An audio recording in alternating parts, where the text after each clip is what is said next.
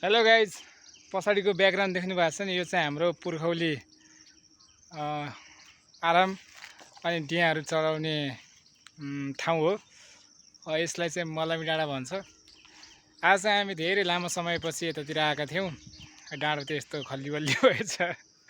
अनि शहीद पार्क बनाउँछु भनेर कुनै कुनै पार्टीका कार्यकर्ताले यसमा हल्का अडन पनि लिए, तर बिचमा डरपुक भएर भागे। सरकारी बजेट खाने एउटा नाटक हो कि अब यो यस्तो हालतमा छोडिएको छ। अहिले चौताराहरू त राम्रैसँग संरक्षण भएका थिए।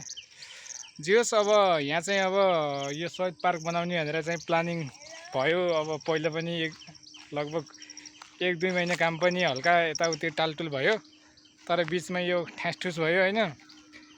अनि आज चाहिँ म लङला टाइमपछि यतातिर आइरहेको थिएँ। अनि यसको बिचरा हामी चाहिँ सानसानोमा तास खेल्ने ठाउँ मस्त। अब यहाँ चाहिँ केटाहरू बटुलेर बागगोठी अनि तास खेल्ने डाँडा चाहिँ यस्तो भएछ। यसले चाहिँ मलामी डाँडा भन्छ। पहिला यहाँबाट मलामीहरू आएर बिसाउने ठाउँ भएको हुनाले मलामी डाँडा भन्छ।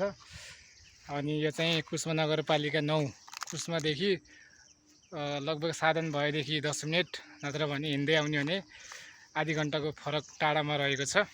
लगभग 4 किलोमिटर होला। अनि यो डाँडामा चाहिँ यो पछाडि देख्न सक्नुहुन्छ, यो चाहिँ सत्तल। लगभग यो बनाएको चाहिँ राम्रै गराएको थियो। यहाँको अब बाहिरको मान्छे आएर हो कि अब यहीँकै बासिन्दाहरू उग्रजपन्थीमा आएर केटाहरूले भडाकभुडक भाँचे।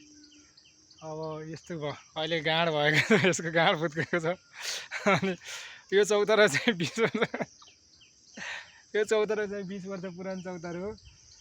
अहिले पनि त्यस्ताको त्यस्तै छ, अब खासै ढल्दैन होला। अनि यहाँ देख्न सक्नुहुन्छ, यो चौतारो चाहिँ पछि बनाएको चौतारो हो। यहाँ चाहिँ बस्नको लागि एकदम दामी देखिन्छ होइन, किनभने यहाँबाट त्यो माथिको डाँडो पुरै हिमाल हो। हिमालको भेग देखिन्छ यहाँबाट सल्लक्क। वहाँ देख्न सक्नुहुन्छ, वहाँ पुरै डाँडो यो हिमालको भेग देखिने ठाउँ भएको हुनाले यहाँ एकदम बस्नको र रमाइलो गर्न मान्छेहरू बेला बेलामा यहाँ हावा खानको लागि। यो चौताराहरू देख्नु भएको छ होला। यो चौतारो खतरा देखिन्छ बेला बेलामा, एकदम हावा शीतल हुन्छ। अनि पहिला चाहिँ हामी त्यो पछाडिको चौतारा देख्न, यो चौतारामा बागगोटे खेलिन्थ्यो अनि तास खेलेर दिन गुजारा गर्ने ठाउँ थियो।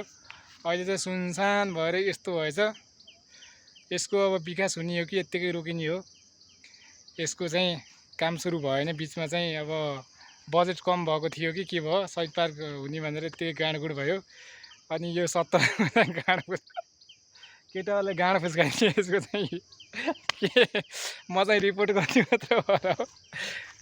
उसलाई हेर्नुहोस्, यहाँबाट पारी कुस्मा सल्लङ्ग देखिन्थ्यो। यो पनि अहिले चाहिँ यत्तिकै। म चाहिँ यसो आज बच्चाहरू घुमाउन आएको थिएँ। अनि यहाँबाट चाहिँ सल्लक्क देखिन्थ्यो कुस्मातिर, अहिले पुरै जङ्गलले छेकेर पुरा केही नदेखिने भएको छ। यस्तै छ अहिले। ल भिडियोले अन्तिमसम्म हेरिदिनु भयो, सबैले धन्यवाद। र यसको कुरा उठाउनु पर्छ हाम्रो ज्ञादी मलामी डाँडावासीहरू, कटुवा चौबारीको वासीहरूले। यहाँ विकास भयो भने कटुवा चौबारीको पनि मुहार फेलिन्छ। यहाँ यो चाहिँ सबैको लागि फाइदा कुरा हो। यहाँ खानेपानीको ट्याङ्कीको अफिस पनि रहेको छ। त्यही भएर यो चाहिँ विकास हुनुपर्छ भन्ने मेरो धारणा। सबैले अब आफ्नो पहल गरौँ है।